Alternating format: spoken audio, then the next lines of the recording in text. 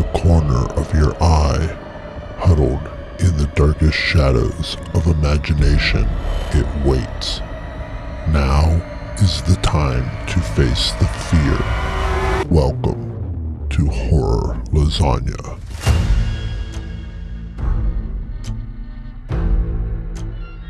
Embrace the trepidation.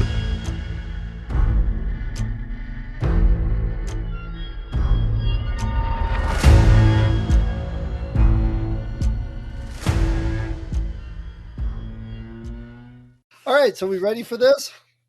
Yeah, sure. All right, so we're up to season 2, episode 5, I believe. This is Mama, which was Mama. an interesting choice because it was a bigger production Hollywood one, but I don't remember it at all. So it was a Yes, good choice. a big production Hollywood one, like you said. Um, the fun thing for me is that it's not as big production Hollywood as you think. You think it's big production Hollywood because it's had a big budget. Um, let's see.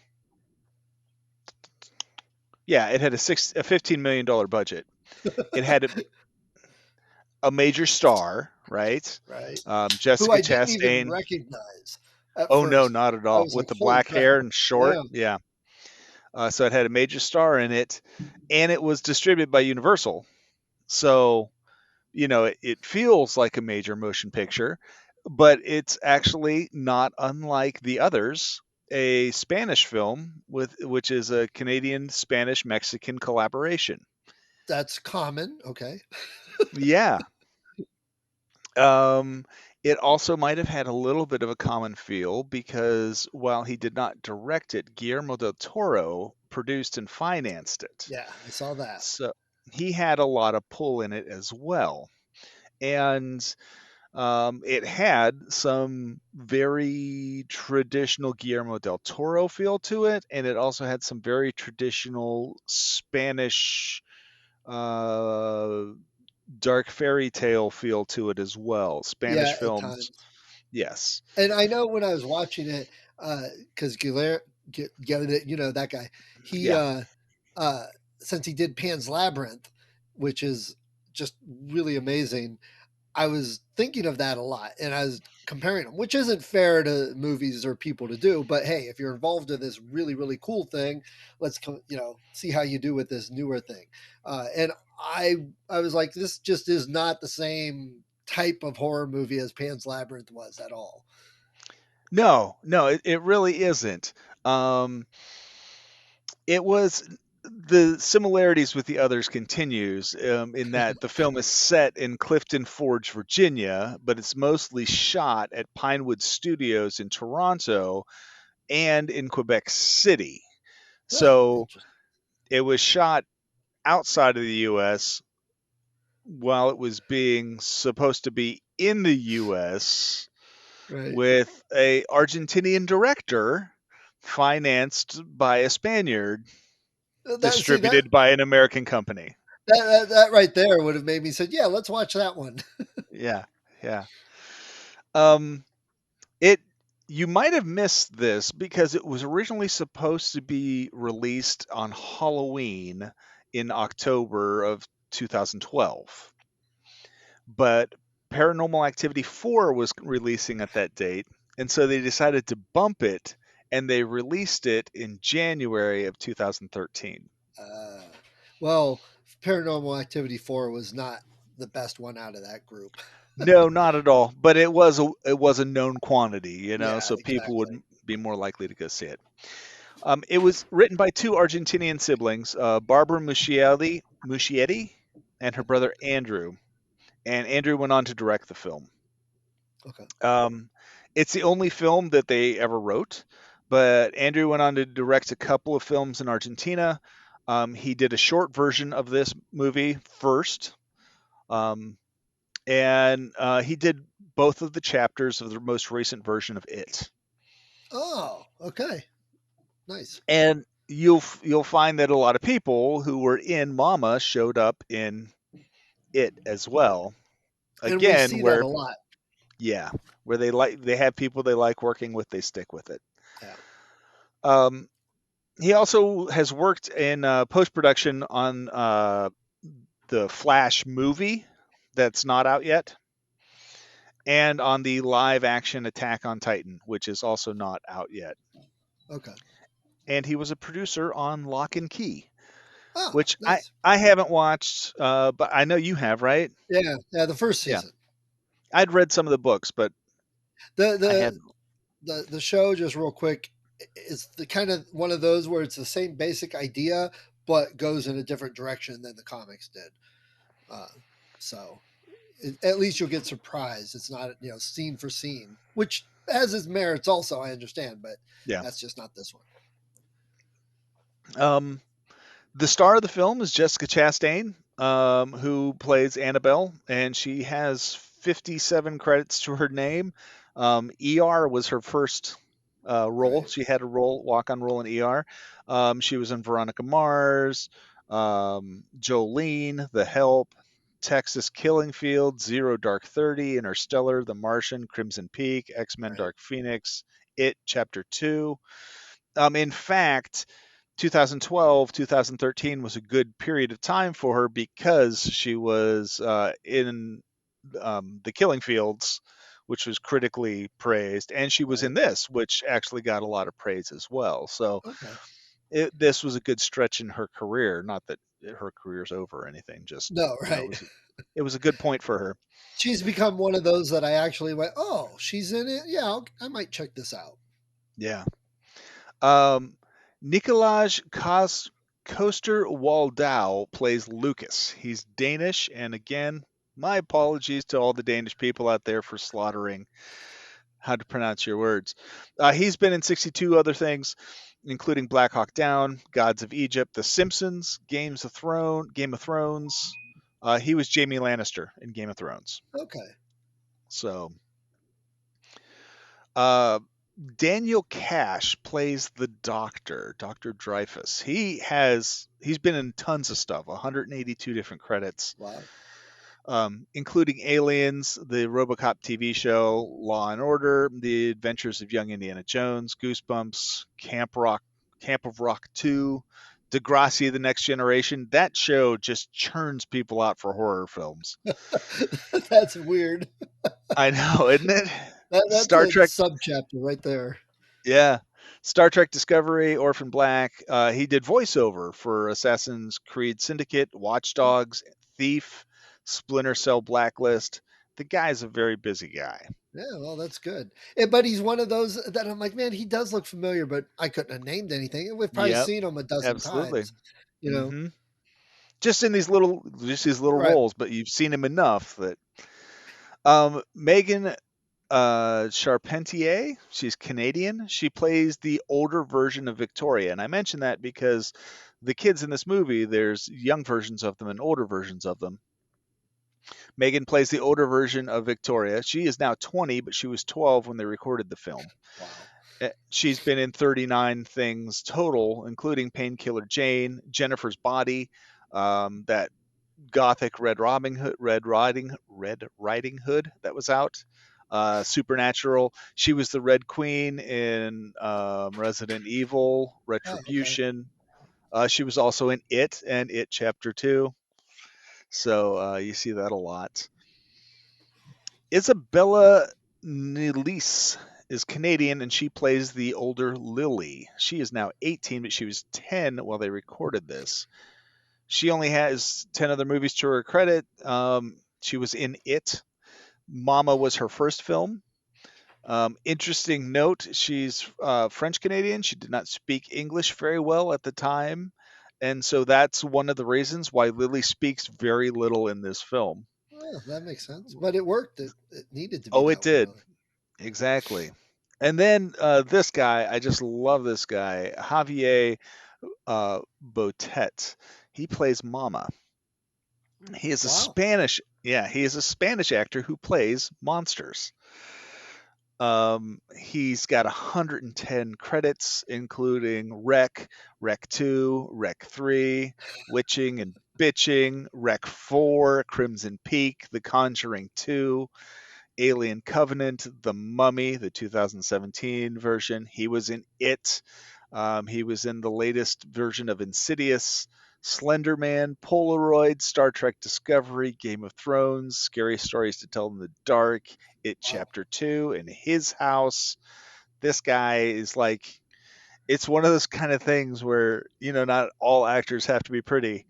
And some of you can just be very tall and creepy with really long fingers. And He makes it that's work. I mean, him. go with what you got. And, we'd probably never recognize him. No, you wouldn't, because the amount of time he had to spend in the chair getting made up for Right. this is just huge. I hope he's a good Again, conversationalist. In the, yeah, $15 million budget. It made 217 million worldwide. wow. Wow. So the movie did well. There is actually a sequel in the works, but it's been pushed back again and again and again, and it's rumored to be releasing in 2023. Muschietti actually passed on it because he was already committed to doing it, so it's being done by other people. So Okay. it's not the original director. It was nominated for 19 awards and got 11 wins, Wow. including the ASCAP, the Directors Guild of Canada, the Gérard May Award, which came up earlier. It was like an award ceremony specifically for horror movies in Europe somewhere. Um, Botet, the guy who plays Mama in this movie, has a syndrome called Marfan syndrome, which gives him Oh. a very thin figure and very long fingers. Yeah. Okay. Well, that makes a lot of sense. So it's not all prosthetics and stuff. He fits. Correct. That's definitely using God's gifts. How you are. That's He's right. not going to be Brad Pitt, but man, when people need a spooky looking monster, they know who to call. Yeah.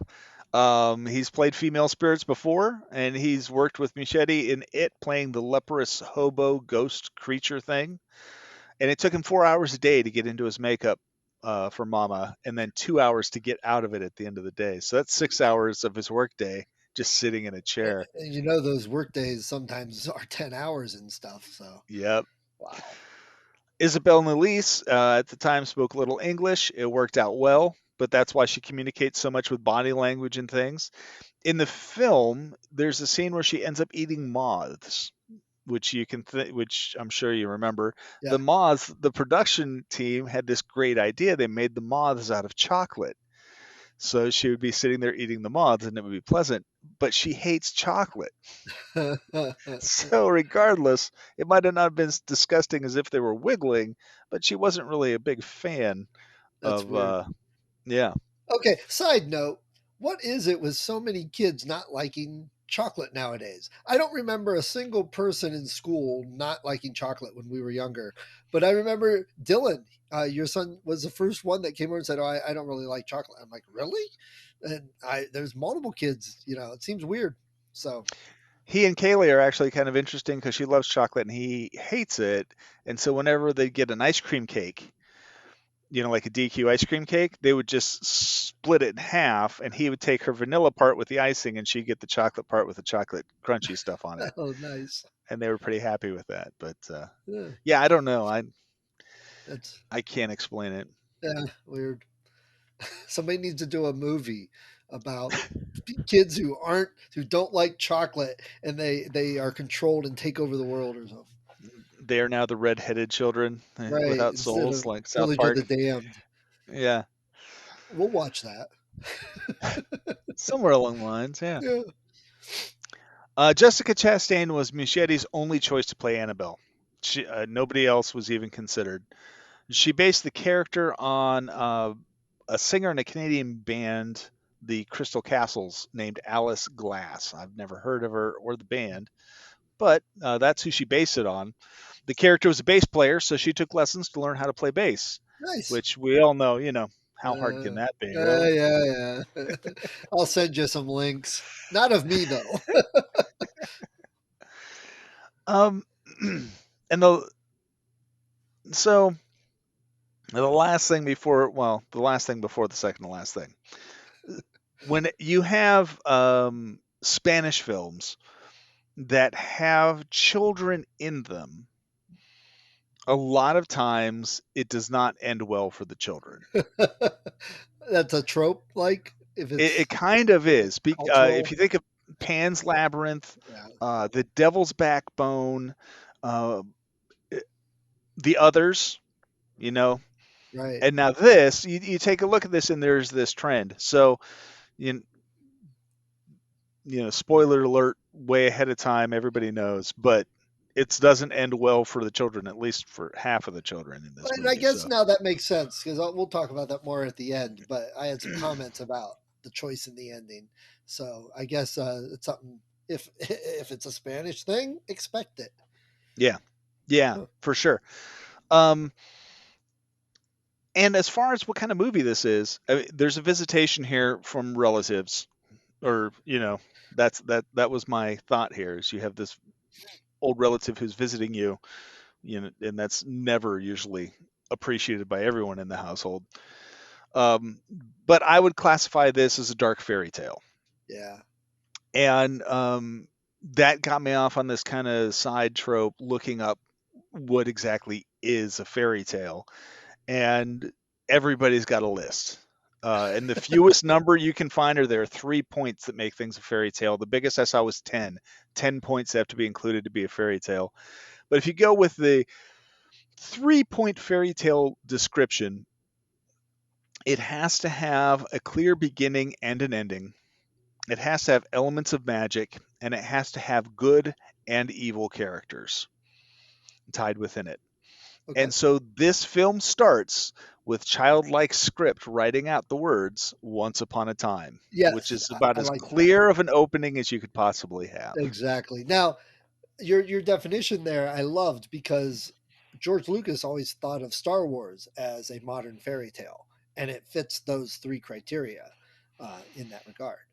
Um, and as far what on that, Well, I suppose it does. The first one. yeah, Subsequent ones don't have as clear of an ending. You know what I mean?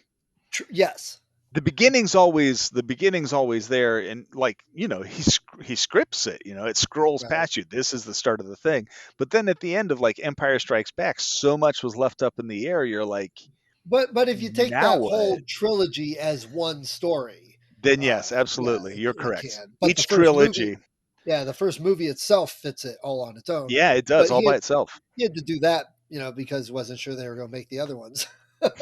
um, Right.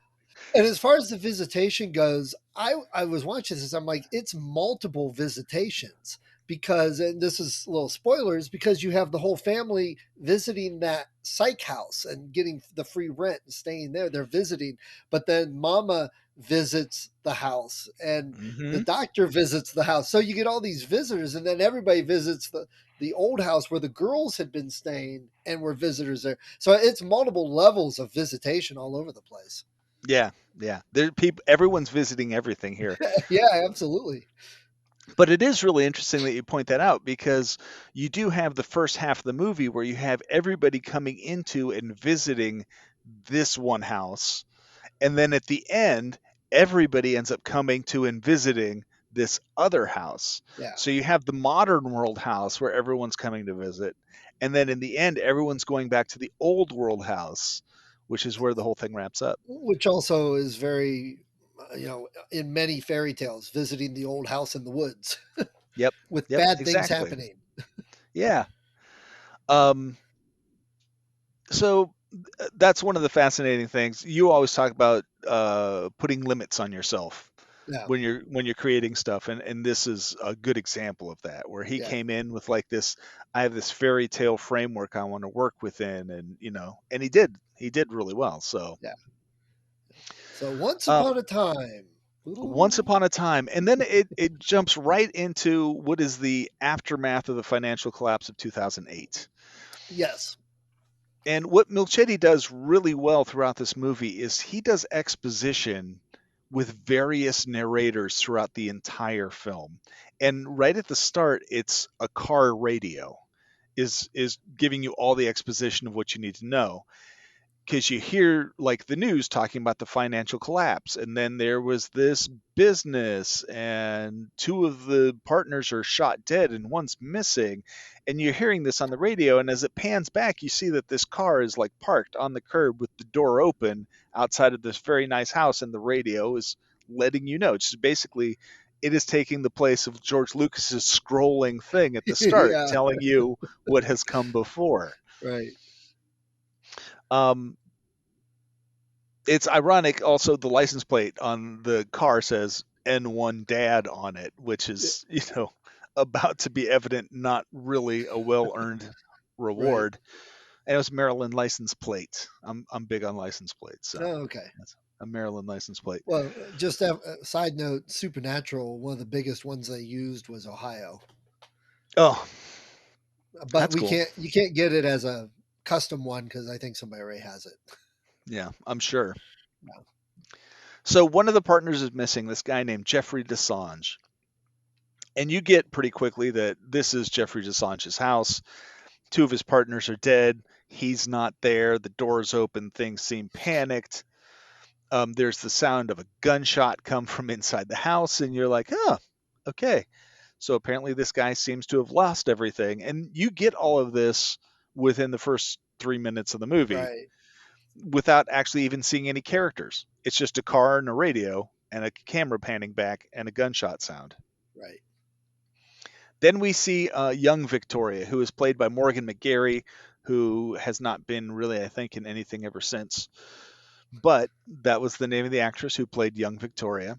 And she's standing at a crib, and she hears the gunshot, and she turns her head towards the sound. And you hear footsteps approaching the closed door, and her father bursts in.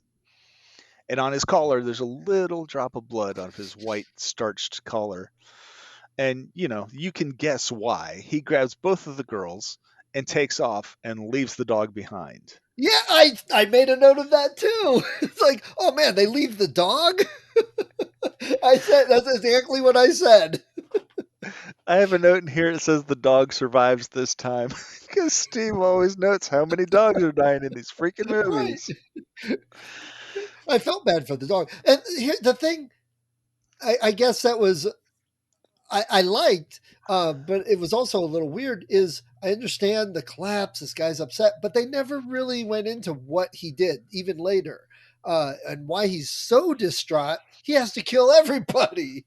I mean, that seems very much of a major reaction. So you got to wonder what he did. I suppose. I don't know that it necessarily lends anything to the narrative. Exactly, So, which is why it's left out, left open. It's just, yeah. and for an American movie, though, that's one of those things they usually like shoehorn in there because everybody has to know, but it's not And relevant to this story. you're 100% correct, but it's not an American film. Well, that's true. It's a It just fake looks like American one. film. It's a fake American film. Yeah, you Yeah. knock over the front facade and you see behind it a Canadian Spanish setting. Yeah. Right. Um, Now, not to be the driver's ed instructor again, but he's driving far too fast down snowy roads and is obviously distracted and emotionally upset. He should not have been driving that car. Well, the Just girl tries to tell him. I mean, she yes, said several yeah, times, "Going too fast, Daddy." yeah. Victoria's like you're. I have noted on here he's going so fast. Even Victoria comments on it. And where was he going exactly? Because he He killed didn't the know. mother. Right, he just ran, but then in a few minutes he's going to want to kill the girls. So why was he even running? Well, he takes off. He's driving, loses control of his car. It slides off of the road. And in your typical American film, that's it. Everyone's dead because the car will explode when it reaches the bottom Yeah, of whatever cliff. more cars explode in movies than they do in real life. Right. But we have to set Jeffrey and the girls aside because we don't know what happened to them, because we cut back to the house where there's police tape up, lots of police, and we're introduced to Lucas, who is Jeff's brother, who arrives at the house and is asking what happened, and he's asking about the girls. Now, as another aside, since this looked like an American movie, and we've talked about this, it would have been not surprising to have a little 5 minute thing, and then everything else was a flashback from that. to get people interested. And we didn't do that at all. We started, Right. and it was a pretty good hook right at the beginning, Hmm. because it looked like a zombie apocalypse. Yeah, a little bit. It really did, with the car abandoned and Yeah. just panning back. Yeah. And gunshot. Fiscally, it was a zombie Well, apocalypse. yeah. But Lucas asks about the girls, which brings us back to the girls. And they're back at the car crash. Everyone survived. The radio continues to fill in exposition as Jeffrey and the girls walk away from the accident site. And they're walking away. The girls are getting cold, but they find a house. And the name of the house is Helvetia. It's written on a sign in the front of the house. Helvetia is the name of an asteroid. It's also the name of a Seattle based rock band, an insurance company, a ship, a spider, a train, and a ghost town in Arizona. Wow. But it's most famously known as the allegorical female personification of the country of Switzerland. Oh, well, that's interesting. It is Switzerland, Helvetia was named after the Gaulish tribes who lived in the area of Switzerland and who battled against Julius Caesar. And in this case, you have Mama, who has her own set of beliefs and uh, traits and things she likes as the barbarian, Right. beating against the Caesar, which is the modern world, which is Lucas and Annabelle and the girls in their new modern existence. Well, So that's a good one. I thought that was a real subtle little thing that he tied in there. But Yeah. when I first saw the movie and saw it, I thought it said Helvetica. And being a designer, I'm like, why would you I thought the same thing. name your cabin after a font? Right. Welcome to Copperplate. Because you What? wanted it to have certain curly cues for all the That's right. ornaments. Yes. But no, it's not. It's Helvetia, not Helvetica. Right. So Jeffrey takes the girls inside. Um, Victoria knows that there's someone inside. She has seen movement. Yes. And that's something I loved because we talk a lot about that with paranormal stuff around here. And uh whenever we watch any videos, oh, check this video out. If it's just some people and it's shaky, it's like, well, that's too easy to be faked. But when you see a little kid doing something, talking to somebody or doing something just out of the blue, it makes you go, whoa, what is going on? Because it's been kind of shown our brains change and we can't perceive things the same way. Yes. So I loved that he did that. That was fantastic. Yeah. Um, he goes in, and from the looks of it, it was a very nice house. And I get 100 years ago. it even kind of has that Swiss aesthetic with the furniture and stuff. It's all these very clean lines and stuff. Yeah.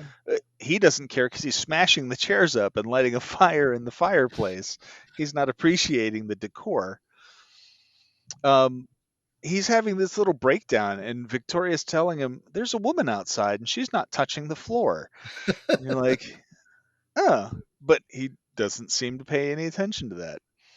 And he's trying to decide whether to shoot himself or to kill the girls Right. because apparently he's in a really bad mental state. Yeah. And I guess in what But he he left the dog imagines, alive, so he he's not did. completely irredeemable. The dog survives to the end of the film, so Yeah, he does. kudos. In what I assume he imagines to be mercy, he decides he's going to kill the girls as opposed to leaving them to starve or freeze to death. Because all of this is a better choice than just leaving them at the house with their living mother. Yes. Whatever you did, man. Right. But he doesn't get the chance to. I mean, he has Victoria take her glasses off. First, he's like, "Look, there's a deer," and she's looking out the window, and then he like takes her glasses off of her, and he's getting ready to shoot her, and she turns around, and you're seeing it from her eyes, which are blurry because she doesn't have her glasses on, and something just like floats up behind the figure that is her father, wraps him up, and lifts him into the air, and it carries Daddy away. Quickly. Yeah. Now, I loved that with the glasses. And throughout the movie, whenever, because there's a couple times she takes the glasses off because that's how mother looks to her. And so I was like, because then when she puts the glasses on, she's more modern. So it was a Hmm. symbol throughout the whole movie. Yep. With the glasses off, she's that feral child again, reverted, and seeing mother, but she could see the world differently with the glasses on. I mean, it was strong symbolism, which we talk about Yeah, it also. is. It was a symbolism of clarity of mind and vision, which society has and Mama does not. And it also was a symbol of sophistication and civilization, and which again is not something Mama's into. So, um, and the entire time she was there, she didn't have her glasses. Right, While she was living in Helvetia, she doesn't have her glasses.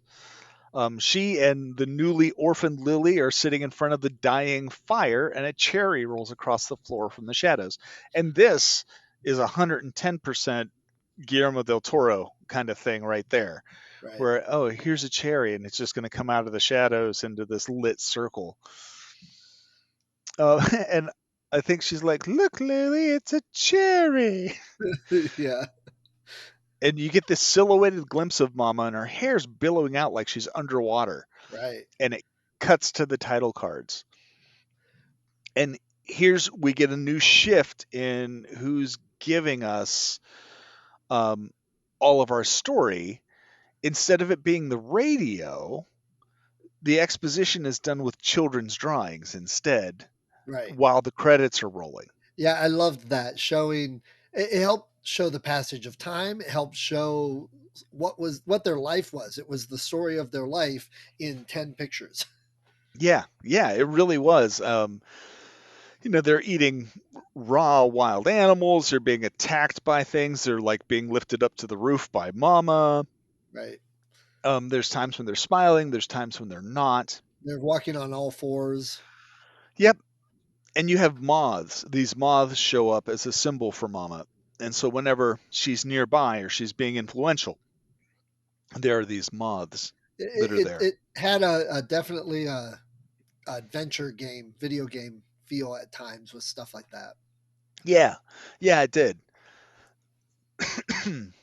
um, Now we get to see Lucas 5 years later, and he's in his apartment, And he has the and dog.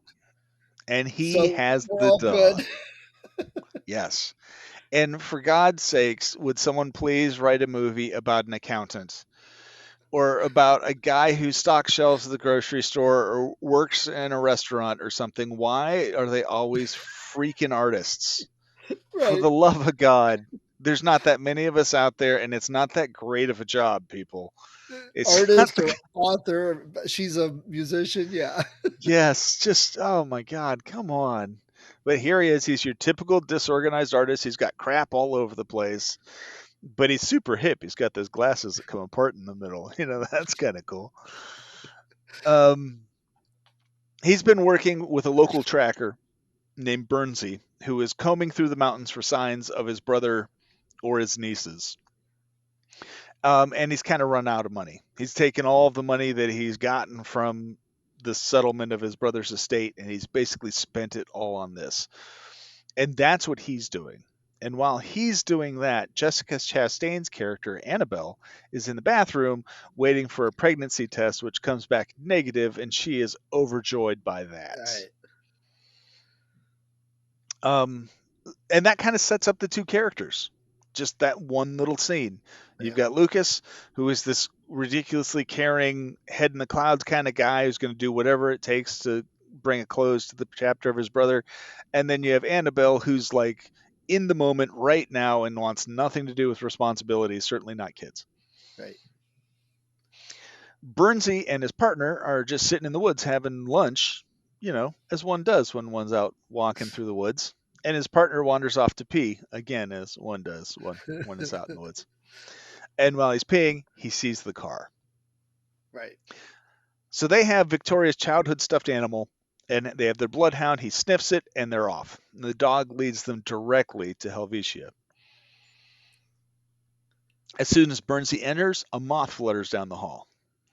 And he sees these children's illustrations on the wall and an improvised doll and a giant pile of cherry pits. Yeah, and I liked that because I wasn't 100% sure how much time had passed. The car was a little covered, but showing this pit of cherry, it's like, okay, now I got an idea of how long it passed.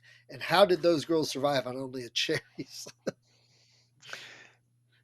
Well, you saw in the illustrations they tried eating dead animals too. So Wolves. Yeah, yeah.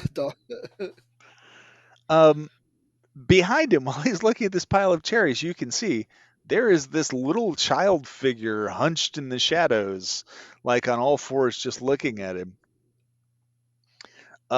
His partner like hears scurrying, sees the girls, is freaked out by it, and both girls jump on top of the refrigerator, and they're certainly like they're complete wild animals crawling on all fours.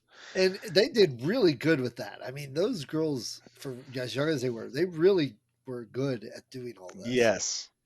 And Burnsley seems relatively unsettled, but other than that, it's time to make that call. Yeah. So he calls and lets Lucas know. Now, we don't get to see his conversation with Lucas, but we do get to see Annabelle and her rockin' band practicing. And suddenly the door opens, and the lead singer, of course, looks annoyed that someone has interrupted her melodious singing. I don't know anybody like that.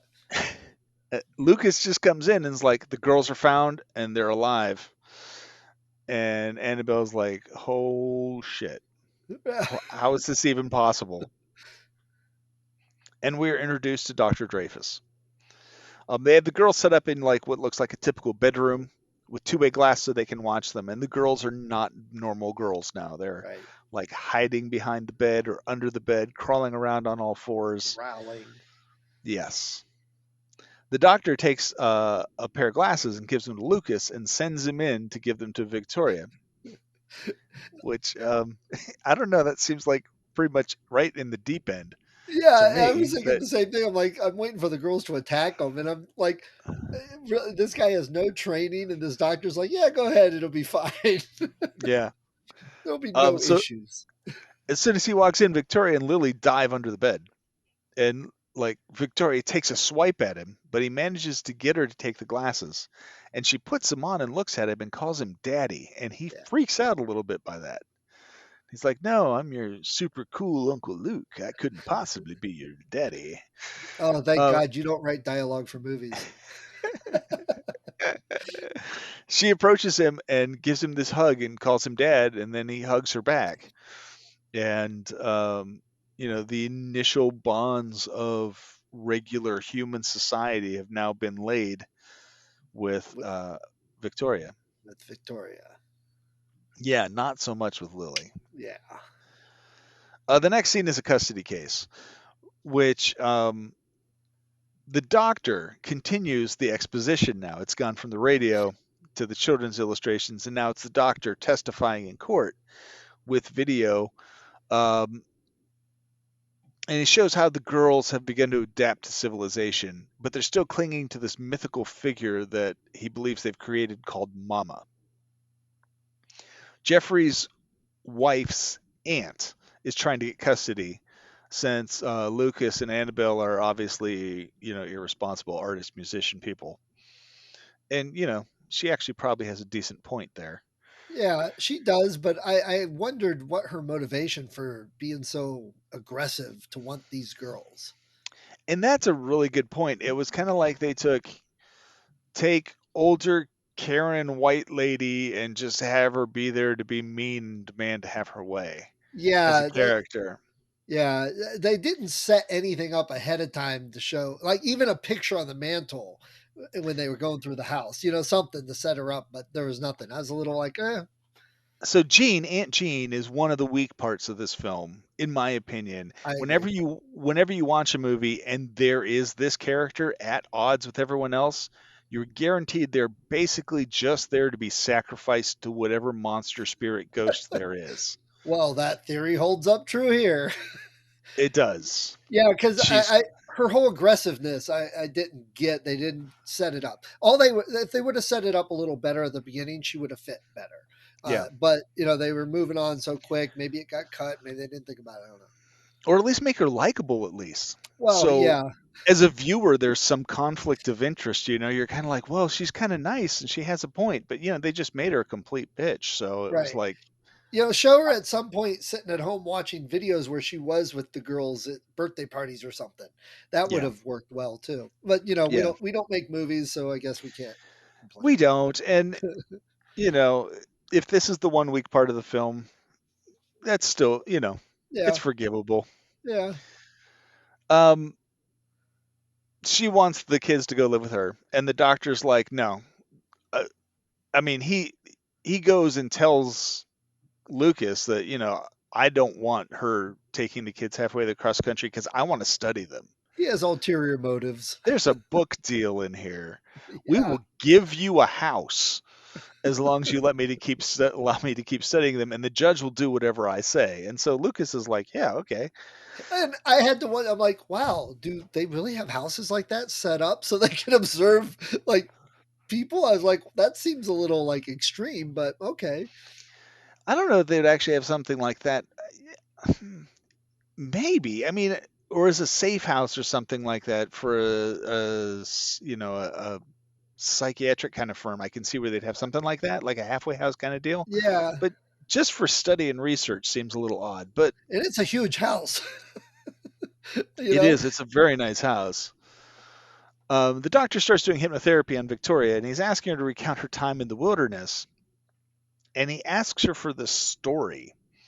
And so Victoria begins almost like it's an own very fairy tale. She's like, yeah, it was a long time ago. And then she describes this woman who escaped from a hospital for sad people. And she jumped into the water. And Dr. Dreyfus wants to know how she could know that story. And he's like, did Mama tell you that story? And she's like, she showed me in a dream. And those words become they're very prescient for what ends up happening yeah. later on in the movie. And the story she told, it made me start thinking that this seems a lot like there's an urban legend, myth, whatever, of La Llorona, and this story seemed a lot like it. The woman in white, the woman drowning her kid and then lamenting it and traveling the earth looking for people or whatever. I was like, oh, Yeah. it's kind of a variation on that. A cultural kind of nod Yeah, to it. Annabelle's talking to the lead singer of their band and saying how the girls are messed up and she didn't even get to do it. And the lead singer's like, you got to dump him. And she's like, I can't. She's like, but you're a rock star. She's like, I was. So now she's begrudgingly a mother to two messed up little girls. yeah, which pretty much sums up any parent's life, but Yeah, we at least get a couple years to ease into it. that's right. Dreyfus brings the girls to the new house. Lily spends her time hiding behind Victoria, not wearing shoes.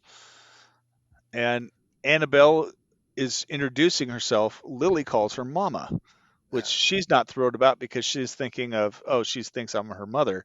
No, that's just what Lily calls anything that seems vaguely female, apparently. Um, the girls walk through the house and head out into the backyard, and there's all these empty boxes back there, and Lily jumps into an empty box just like a cat. But Victoria sees Handsome, which is the name of their dog.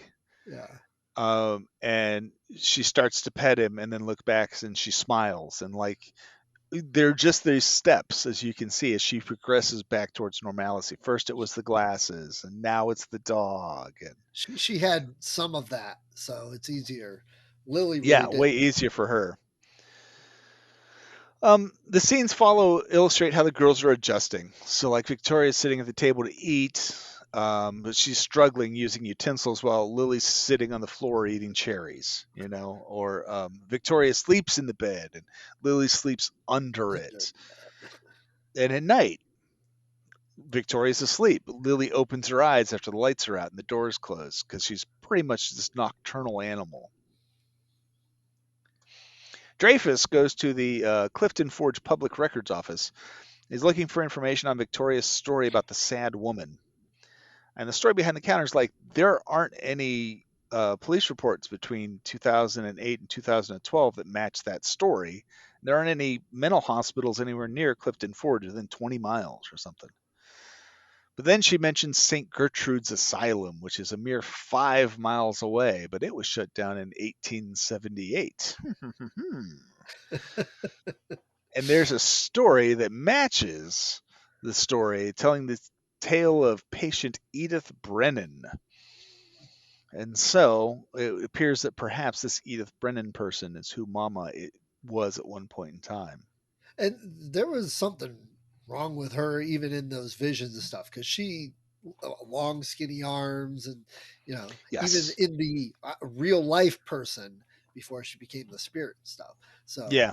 there was something wrong, and this comes up later too, but even in those visions they saw of the past, whenever the lady Edith Mama touched someone, it had the black spider webby veins running out of it. So it was always, all these visions are always a cross between the real and memory and then like the supernatural paranormal parts of it.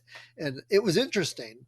A few times hard to know what was going on, but You bring this up frequently where you're like, I wonder if there was some supernatural element to this Edith Brennan right, before she died, just like you did with Audition. right. And you're like, maybe she's got this power, and I hadn't really given it any thought. I just assumed it was her being crazy, but now you mention it, maybe not. Maybe she was like some sort of witch or Oh, something like that. and it's also a Guillermo thing. You see stuff like that in a lot of his movies. Hmm. That little there's that little twist of fantasy added in. Yeah, I would be really, really interested to see how much influence he had on the film. That's true. That's true Just too. just because I wonder if like this is Marchetti's vision of what it was, or if he had something else in mind, and Guillermo del Toro's like, no, you know what? It'd be really cool if there's this black spider webby thing whenever she touched people, Yeah, and they'd be well, like, if you're doing a okay, movie and Guillermo's involved, you might listen to him. right, yeah, Can't hurt. yeah. So we cut back to the girls in the house, and they're coloring on the walls of their room, which I think is something all kids should be encouraged to do. Color on the walls of your room, for crying out We loud. we had chalkboard spray, and Mm, Megan painted things all over her walls. Yeah, yep. just paint over it, Um, man. they're sitting there and they're humming this creepy little tune. So what's with kids humming creepy tunes like in the Innocents, right? Right, Lily's drawing a moth and looks to her left, and there's an actual moth sitting there. And while she's looking at it, Victoria grabs her blanket and runs off like it's a game. And it starts a game of chase. Annabelle's downstairs doing laundry and takes the clothes upstairs. And she enters one room, and this shot is actually really well done. You can see the yeah, girl's door is open, and then a hall, and you can see the rooms. So Annabelle's in one of those rooms, and you see Lily playing tug of war with her blanket. Um, then we see Victoria's not in the room. So she's playing tug of war with whom? right. Who could it And possibly be? I made a note of that shot too because that's a common horror thing where they use the environment to split the scene, and you see things that you know as a third party observer that you wouldn't have seen in a more close up shot and changing angles. Yeah, and they did it without any type of mirrors, anything like that. It was Yeah, just the end of the hall with the right angle to look at everything. And architectural design for that. yeah, and once you realize, hey, that's not Victoria playing with Lily, and then you see Lily on the ceiling. Yes, Lily starts to float. And Annabelle's heading down towards the room, but just before she gets there, Victoria calls her away so she doesn't go in. And that raises a question. Was it to protect Mama from being seen, or was it to protect Annabelle from being killed by Mama when she saw her? Right. Um, And when Vic- again, that shows Victoria being torn between the two worlds too. yep, because when she goes back to the room, she takes her glasses off before she goes in, Yeah. because that's what Mama's going to expect. Then she closes the door, and we see, like you said, Lily's legs as she's floating through the air. Annabelle's in practicing her bass in the kitchen, of course, because that's where one does practice Yeah, their I bass. guess. And the lights start to flicker, and she thinks it's the amp, and she turns the amp off and notices that the lights are still flickering. Then the lights go out, and they flicker on just long enough that we can see Lily standing in the background. Then the lights come back on, and Lily's on the counter and jumps off in this shared jump scare for both the Yeah. audience and Annabelle. Everyone's like, "Whoa!" Yeah. There is actually a jump scare in this film. It comes up later that happened. That while I was watching it with the headphones in, I actually jumped and I like laughed. And I was watching on the laptop with my headphones in, and I think maybe Kaylee was there. Kaylee was home, and she's like, "What was that?" I'm like, "It was just a jump scare. It was just really well done. It Yeah. caught me." There's one in Hell House LLC that got me, and I knew it was coming. It still got me. Yeah. Um, Annabella is telling Lucas about this, and she's like, she's not ready for this. And they start to kind of make out, and then all of a sudden she catches a glimpse of Mama in the mirror, and she's convinced someone's in the house. And she's right. It's just Yeah, not she like is. She just actual sounds someone. crazy. Yes. So Lucas goes to check in on the girls' room, and the door's ajar, and it pulls closed just before he can touch the handle. He opens it and notices that the window's open, but the girls both seem to be asleep. He decides to go downstairs and check, but on the way down, he notices a moth and then this weird rotted hole in the wall. And as he's investigating it, it gets bigger and more moths climb out. And then these fingers kind of reach through the hole, and the shock sends him reeling backwards, and he takes a serious fall down the stairs. Yeah. Wait, does he go? Doesn't he go over the railing first, or does he just go down the stairs? No, I I think he forget. does go over the railing, hit the Yeah. stairs, and like bounces Right. like twice. Right. Because I was like, damn. You really got to be jumping back to flip over a railing that's like about chest height. I mean, the Yeah. balance just isn't there. But that's a you got to wonder then is did he really see that there or was it all in his mind? Which is what a lot of these movies play with, and I always like that. Well, he ends up in a coma. That's at So least it that was a wasn't a broken serious. neck. That was my first concern. Um, it takes and the film here takes this kind of feminist turn as Annabelle, because up until now, Annabelle was just a supporting character. Right. It was like Lucas and the girls, um, and the doctor, and now Annabelle is like it's her. She is the one, Time to step and up. yeah. And like right out of the gate, the cops are there asking her about these, the person who supposedly was in the house, and they're very dismissive. And she's dismissive back. She's like, whatever, Richmond's finest, and rolls her eyes. Like, she's not taking crap from anybody. Yeah. She's also honest with the girls. She like sits down and she's like, look, I don't know how this is going to work out, but we're going to try and we'll see what happens. She definitely has a very punk attitude through the whole thing, Yeah, which she fits. does. Pretty much She, right up until the end. yeah, yeah. And then she suddenly becomes a mother. Yes. Very, very good too. And Annabelle's having dreams about mysterious groaning sounds in the house and things. So she's got some sort of PTSD just over the trauma from their initial contact with Mama. Dreyfus comes over to look at the new drawings, and as he's looking at the pictures, he finds this makeshift doll from Helvetia, and he goes through his hypnotherapy data and finds out that the doll was made by Mama. And during his line of questioning, he catches Victoria looking up over his shoulder while she's answering. And now he's paranoidly looking over his shoulder. He gets a message from the lady at the public records telling him that she found something he would want to see. What that is, we'll have to wait because we cut back to the house now. And Annabelle's opening a can of food, and Victoria's coloring, maybe, at the table. Yeah. And Lily is unspooling paper towels and kind of chewing on them. And she asks them if they're okay, and they both nod yes. And Lily keeps looking over her shoulder into the other room and smiles, which is, like a moth. And we know that means that Mama must be nearby. Right. Annabelle tucks Victoria into bed and tells her good night. Well, Lily just yells no at her, so she leaves and goes to bed. In the girls' room, the closet door slowly opens, and the dog is in there and starts to growl, padding over to the closet door. And I thought, oh, Steve's not going to like this if Mama kills the dog. Lily and crawls out from he's under. he's a little wiener dog, so he's not really Yeah. the biggest attack animal. Yes.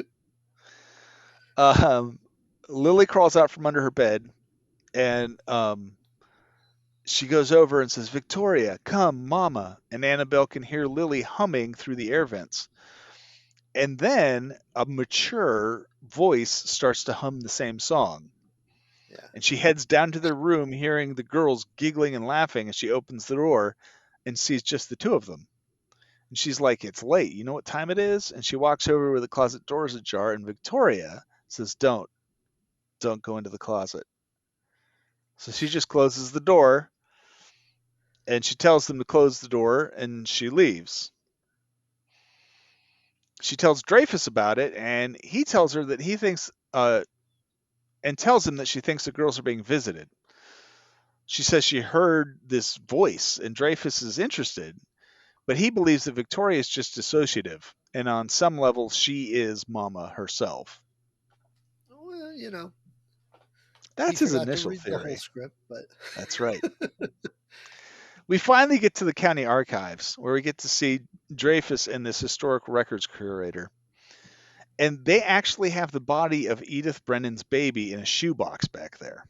which I was like, okay, wait a second. So they showed everything, kind of. They're like, so they just, okay, well, we'll just hang on to it like this. That was a little weird for an Indiana Jones scene. It felt like Raiders of the Lost Ark, right? Yeah, Just rows and rows of right. boxes. This lady gives this. With the desiccated body. Okay. Yes. And it wasn't in anything. That's the thing. So did they like not get the body, recover it until after it was kind of all decayed and mummified, or did they just shove it in a cardboard box and ignored the smell till it went away? I mean, what did they do? Yeah. Or yeah. Okay.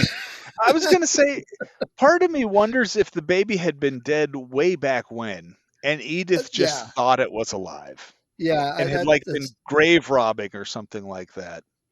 Whoa, yeah. Um, Oh, that's a good point. That could very well be. I can see that definitely. It was still weird. Here's the it, body in the box. well, this lady gives this speech that ghosts are an emotion bent out of shape, condemned to repeat themselves. And the language is almost verbatim to the definition of ghosts out of Crimson Peak and The Devil's Backbone. Uh, Both are Guillermo del Toro films. yeah, there you It's go. like this little snippet from his film that got injected. She He's gives like him the building a box. world. He's, Yeah. Uh, she gives him the box and tells him to fix this thing. This is a wrong that needs corrected. So now he's in the possession of an infant skeleton. Yay. yeah. Which, if this was a different type of movie, he would mix that up with like the gift he's giving his wife, and he'd confuse them, and then we'd have this comedy of errors trying to find Dun, dun, the dun, gift. dun, dun. You're right. Different movie. Yes, Mama opens the box and there's lingerie in it. She's like, Right. um, Annabelle is back at home, and we're back with Annabelle and the girls at home. And she hears the girls, or maybe just Lily, whispering to someone, and we see Mama floating behind her. But when she turns around, Mama's gone. And I did like, for most of this movie, it was very short glimpses and only partial glimpses of Mama, which I Yes. think it makes the movie better in general. When they Hmm. start showing up close of the monsters, it loses it sometimes because it's very hard to make that look realistic enough. Except for the CG now, you can do that a little better. It's a good example. It had some good close-ups that looked good.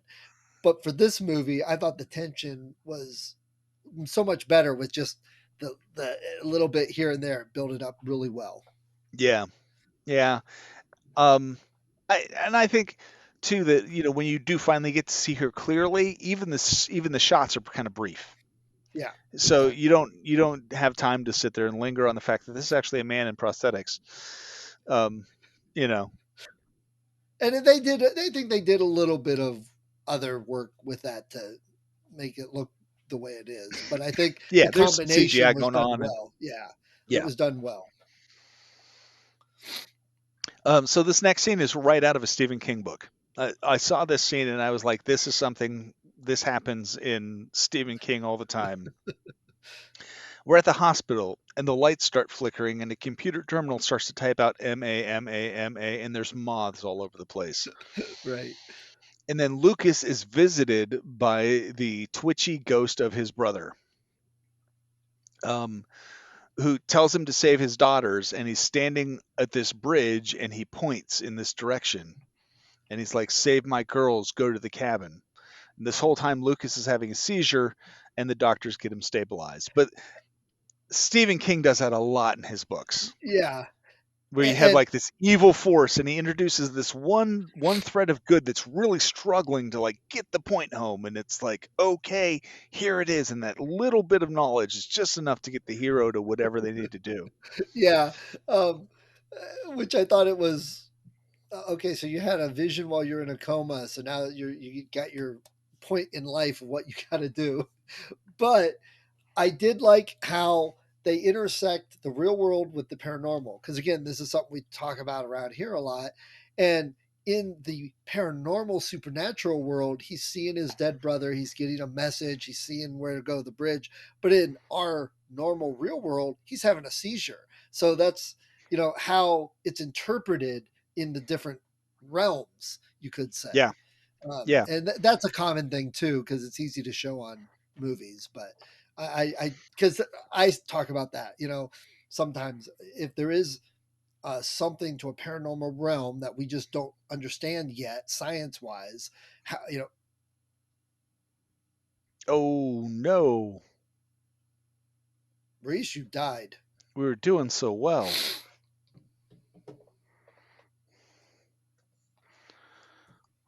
Let me try to refresh.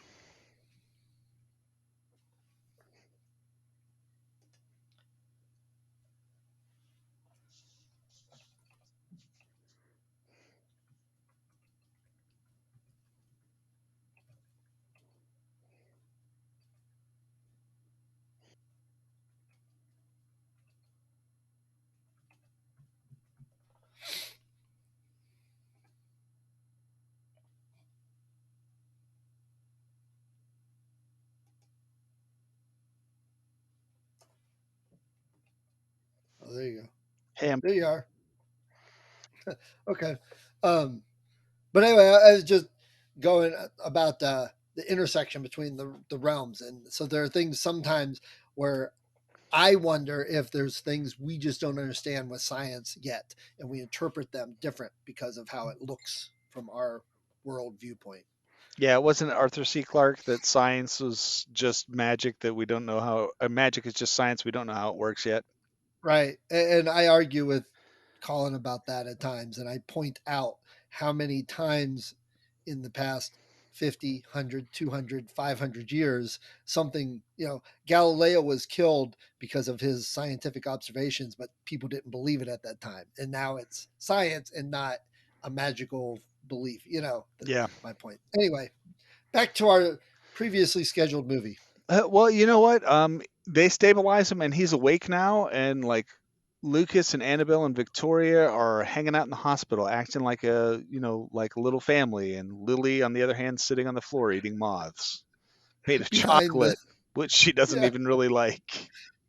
that's funny because I did wonder what those were. I'm like, is it like a gummy worm or something that she's eating? She had it all over her mouth, so that fits with chocolate. I like that. Yep. But apparently Lucas isn't well enough to come home yet. So Annabelle and the girls, No, but in a minute, he's well enough to get dressed and run out of the hospital. yeah, yeah. So whatever. Uh, yeah, you don't really know how much time passes between that and when he leaves, but Right. from the movie standpoint, yeah. When they get home, Annabelle finds Victoria sitting on the floor of the bathroom crying, and she's struggling to open this jar. And she helps her open her, and she asks her what's wrong, and she kind of comes clean. And she's like, she didn't want to tell Annabelle, um, and because she didn't want her to get hurt, and Right. she can't touch Victoria because Mama gets jealous whenever she does. So there's this pseudo coming clean to Annabelle by Victoria, And it's another one of those steps towards Victoria hitting Yeah. normalcy. Jean shows up at the door, just here to reinforce that she's a bitch and to set herself up to be killed by the monster. In today's parlance, Jean is definitely a Karen. Yes. And she was there because Annabelle forgot all about the fact that it was her day for custody. She calls child services and wants to say that they've been abused, and they're like, "You need evidence," which I really don't think is the case. But it works for this No. movie, and none of these people are in the United States anyways, so how would they know? Um, and right about then, it becomes really obvious that Jean's going to die because she's going to try and get some evidence and just get eaten by Annabelle. So again, the weak point in the movie for me. Yeah. Um, Lucas, Annabelle's telling Lucas about the interaction, and he's kind of like, "Psh, don't worry about it. It's only gonna be another day, and then he'll be home. So there you go. It's another day." At And least. the girl's the most important thing to him, and then that leaves her out of the equation, and she is not happy by him saying that. Oh yeah. Someone's buying an expensive gift after this. Brings me back to audition. Love Right. only me. Hope Annabelle didn't watch that movie. That's right. So we cut to a scene of Dreyfus hypnotizing Victoria again, asking about Mama, and she tells him that she lives in the walls, but she doesn't know where she is now. And then she looks over his shoulder, and this time when he turns around, Mama is moving through the walls, and he freaks out and leaves the house and refuses to tell Annabelle what had just happened. And he glances back at Annabelle and sees. He seems to feel a little guilty at first, like he's going to go back and tell her, and then he sees movement in a window and he's like, I'm out. And he's He, 110% in now. yeah, he leaves, but then he wants to go to the old house. So that was a little bit, they didn't show enough of him coming to terms with it and deciding I've got to do this. It's a long movie, so Yeah, I can see maybe it was originally in there and it got cut, but they were so good with doing exposition through other things while stuff's happening. This would have been a yeah, good spot to do it in. Uh, exactly. Yeah, but he decides he's going to go out to Helvetia and get final proof. Um, Annabelle, however, has all kinds of exposition here, and it comes in the form of a dream. And it's a point of view telling of Edith Brennan's tale, where she walks in and there's a nun holding her baby, and she stabs the nun with a knitting needle and takes her baby and runs. Um, and then she runs, and there's people chasing her. She gets to a cliff, and she jumps off the cliff and hits the water, and Annabelle wakes up. and that whole scene, what you said, that maybe she had other issues, maybe the baby wasn't even hers, maybe it was dead. With the way the people were chasing her, it was very mean and aggressive, which I'm not sure they would have known she stabbed a nun yet. So I could see multiple theories of why, what else this all happened. I think it would have actually made a more interesting story if that was the case. Yeah, But how much of the past story in this, they just tell you just enough of what happened in the past to set you up right, for what's going on right now. They don't really dive into it. Maybe that's what the sequel is. maybe. um Yeah, but when she or wakes up maybe it's Lily. Oh, we'll come to that. when she wakes up, Victoria's in her doorway, and you can see Mama's under the bed, like she's like crawling through the mattress. Yeah, And then Annabelle turns and sees her full on and screams, and she wakes up again. And she's in an yeah. empty room. And this is where I started noticing the music throughout the movie has been very mood setting and very creepy. It's not like melodies and stuff so much. It's very disjointed at times, but it definitely sets the mood and It's atmosphere. So more of a chord kudos. progression Yeah, than a specific melody. yeah, it's a feeling that it's setting way more than a soundtrack you're going to listen to. Yeah. Um, Oh, okay. There's another bad part of this film. We're just about to get to it.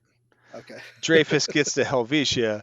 Mama cries at him, and he tells her he knows her name and what she wants. And then his flashlight dies, and he grabs the stupid camera with the flash. I hate that. You can't see anything. The flash goes off a couple times. Mama kills him. All right. Well, The well, doctor's dead. the flash continued to go off and take pictures when he dropped it, so it had to land perfectly on the shutter to keep going. That I was like, what the heck?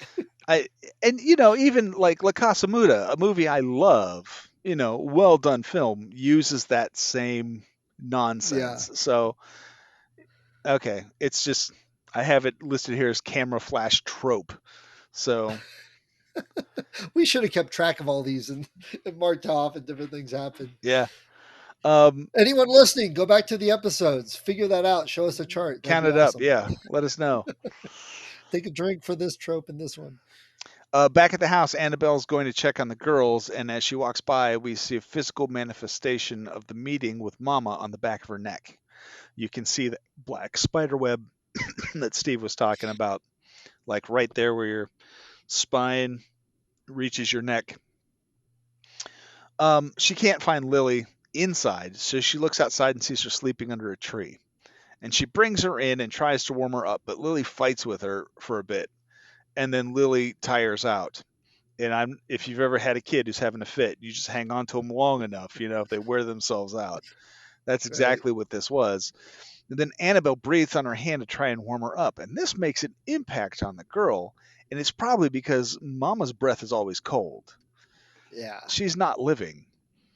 And there's like all these bonding moments we've had between Annabelle and Victoria. Check, check, check. This is the first one she's had with Lily, and it's the Right. first. And at the end with what happens, I was like coming back to this scene. I'm like, why, did they do that to try and make the impact greater? It seemed weird that they would start bonding and Lily would start to come back and then do the ending they did. Yeah, but I think it's also vaguely realistic because you are going to make inroads. You know what I mean? At Yeah, some point in time, if you have these kids you in hope. this situation, eventually, yeah, Yeah. I will say though, the girl that played Lily, her face was amazing to watch through this scene because incredible it actress. was, yeah, she was doing such a good job with just that little wonder that she portrayed. Yep. Uh, I was very impressed with that. Yeah. Um, and so Annabelle like nails their window shut, so she can't climb out the window anymore, and she's like, It's "Doors, not my house, but that's okay. doors good, windows bad." And she leaves Victoria to cook breakfast, and Victoria burns it, which it's probably not surprising. Yeah, had that. She's went upstairs to put some clothes away and sees this little bundle in the girls' room, assuming it's Lily under a blanket. And then she finds out Lily's in the kitchen, and while her back is turned, the lump turns into Mama, who retreats into the closet.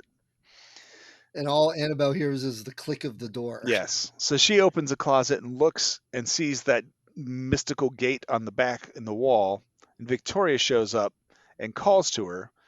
She turns to look, and we see Mama in the closet. When she turns to look at her, we see that Mama's in the closet. Annabelle doesn't see her and closes the closet up. She asks Victoria about her, then finds the doctor in his rush left all of his research there, including a photo of Edith, who she has seen in her visions. Right. Um, and now she's off to see Dr. Dreyfus, but overhears the receptionist saying that she fears something bad may have happened to him. When the receptionist is gone, Annabelle just steals his shit and takes off. Yeah. She's just like, Yeah. the punk in her really just takes over right there. Like, Now, one thing about Mama, with the closet, as the movie progresses, Mama goes darker. At the beginning, she's just kind of playing with the girls and with the girls, and you don't see her much. But now you're starting to see her more. Annabelle's registering her more. Mama's getting way more aggressive. But it also is partly because the girls are getting more normalized. So yep. it shows that whole thing. I mean, that arc of the story is pretty well done. Oh yeah, It builds up pretty well. yeah. Lucas is still in the hospital, and he's sketching this picture of his vision, and then he sees this photo from his times of having the guy go out and look through the woods of Wilson's Pass, and that bridge is directly from his dream. So this is when he gets dressed, runs out, rents a car, and heads off, trying to find the overpass.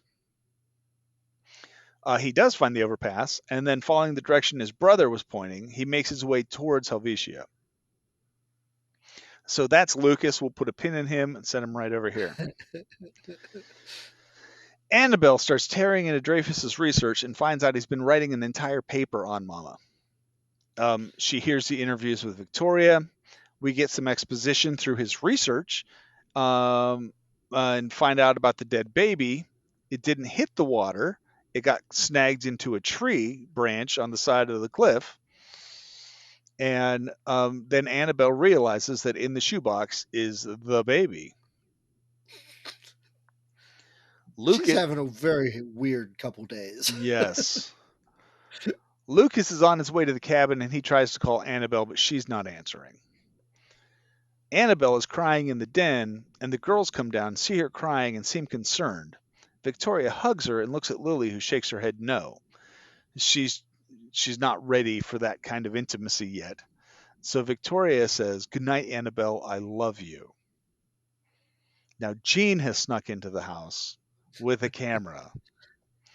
We hear the moths in the girls' room, and that's something else. The Foley work really harkens back to Guillermo Del Toro's stuff. He loves making insecty sounding kind of creatures in his movies. And Mama has that kind of thing. And I dropped you again.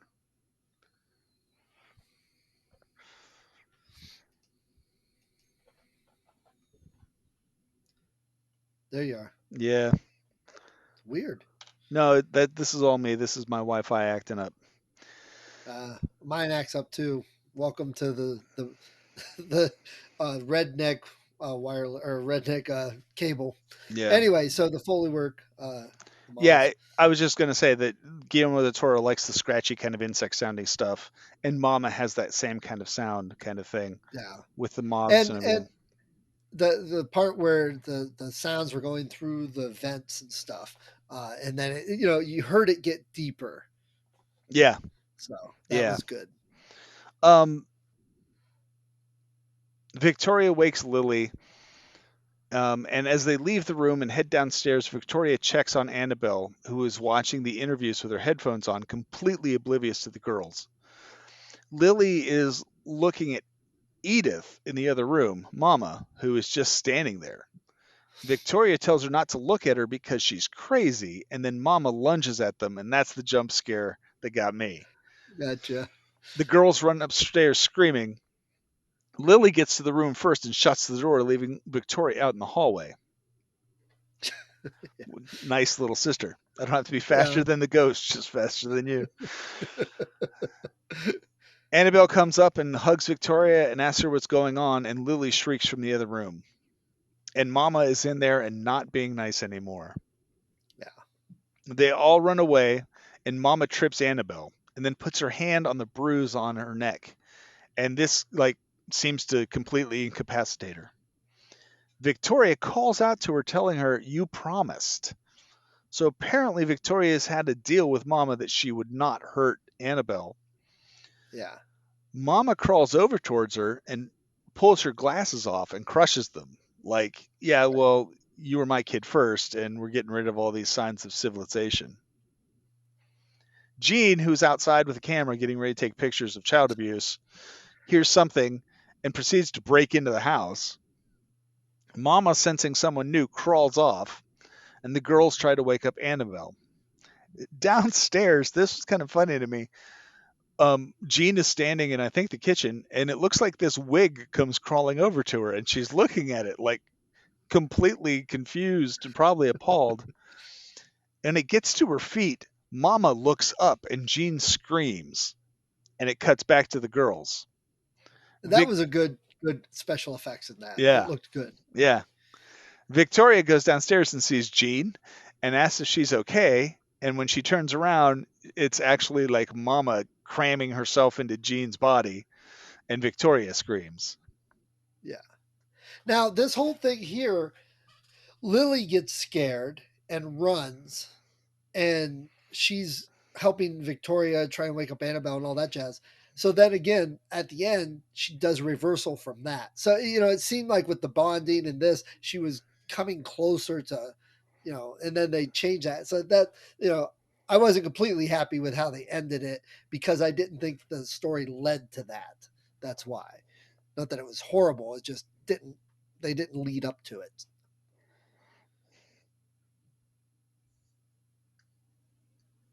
Hello? And yep, it happened Oh, again.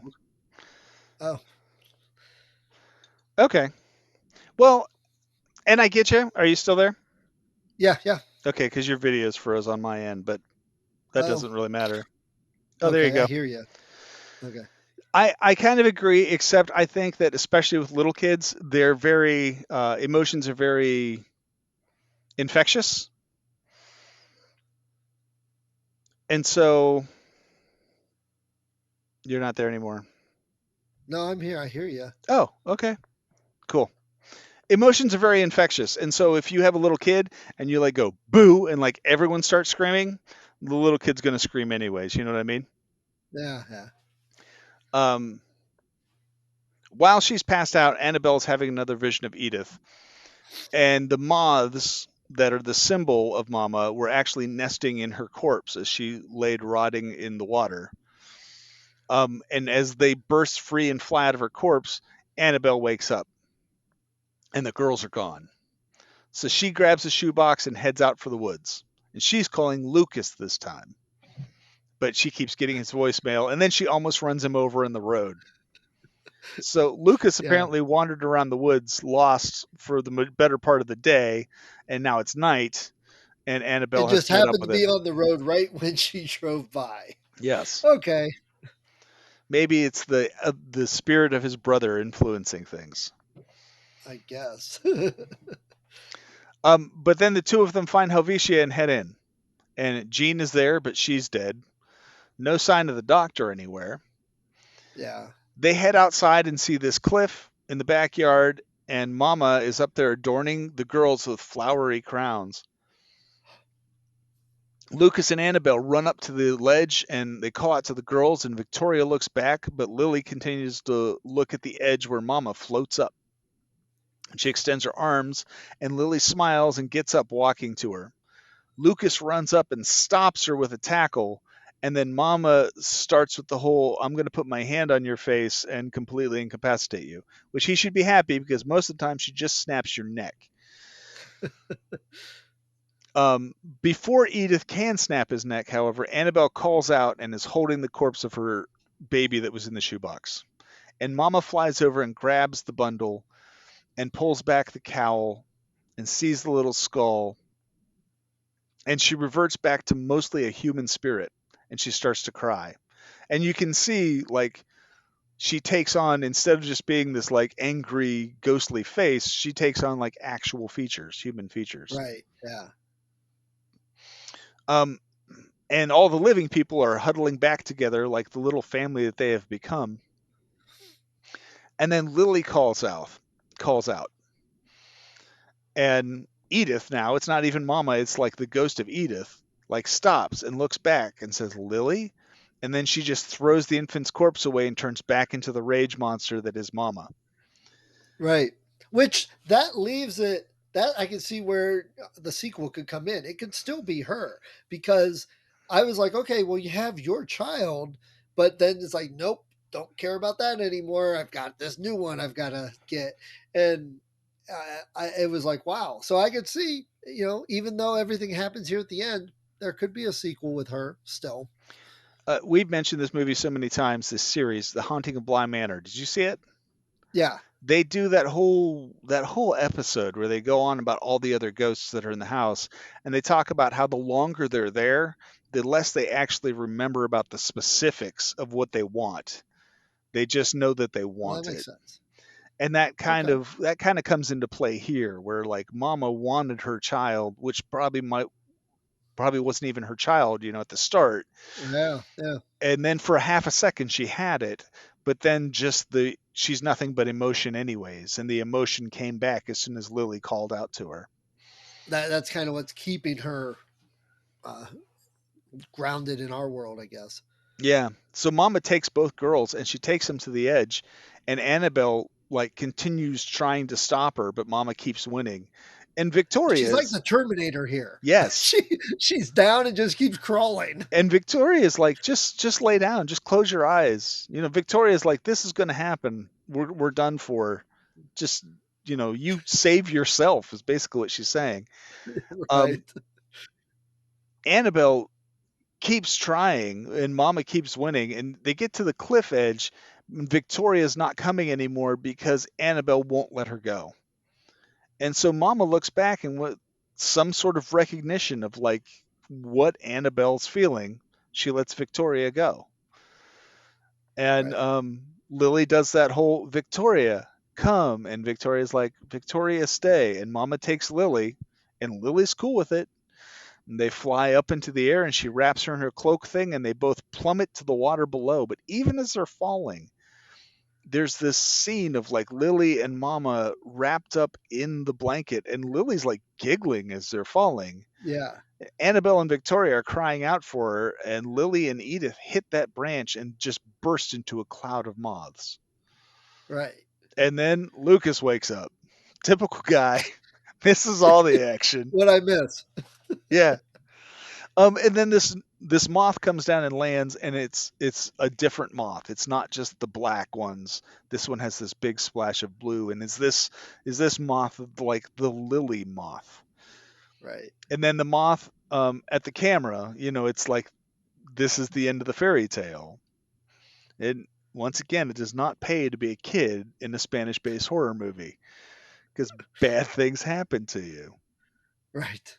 But I just kept thinking because they're going to do a sequel. I was like, the legal aftermath of these events would have been disastrous. True. Where's Lily? You took responsibility. She's gone. Where's the doctor? Last we saw, he went to your house, and now he's Yeah. missing. Oh, hey, look, And here's Jean's car parked outside your house. She's missing. yeah. Yeah. We kind of skipped the reality of it, but that's fairy tales That's a too. fairy tale. Yep. I don't know the thing with all Lily Holy at the end. I mean, I'm not big on happy endings in horror movies, and this was a half happy ending. But when they hit that branch, I expected Lily to be hanging there like the baby was originally. And in the one flashback, they showed the blankets and stuff still there. So I wondered if the baby originally like was hanging there and died, hanging on the branch before they got it. And I was waiting for Lily to be hanging there. So it actually kind of lends back to the idea that the baby was originally a skeleton because the branch didn't really look like it True. could hold the weight. True. And it certainly couldn't hold the weight of a full of, what, 6-year-old Lily. I mean, she would have just Right. snapped the thing.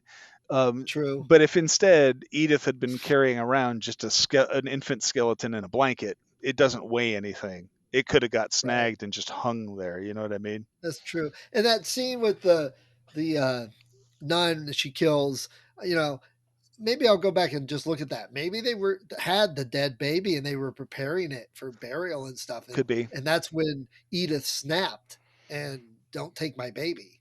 I Yeah. mean, that's seems plausible. Yeah. The whole movie, there's a whole lot of ambiguity about the past. There's just enough hints to let you know that, this kind of thing happened, but not enough to fill you into what was reality and what was her hallucination. Right. Um, Well, that fits too what you said about the ghosts don't remember. I mean, because our memories change as we remember them. Fade over And, time. that Yep. yeah, that fits very well with that whole scenario like that. So. Yeah. So there's Mama, the American film that really isn't. Which that I mean, if we're gonna watch an American film, let's watch the American film that isn't an American film. That's right. I love that. Yes, So for next time, we decided we're going to do Krampus. It's Christmas season, and it that's a great is. visitor. It is. It is a visitor, a cultural visitor the visitation of a cultural entity visiting you.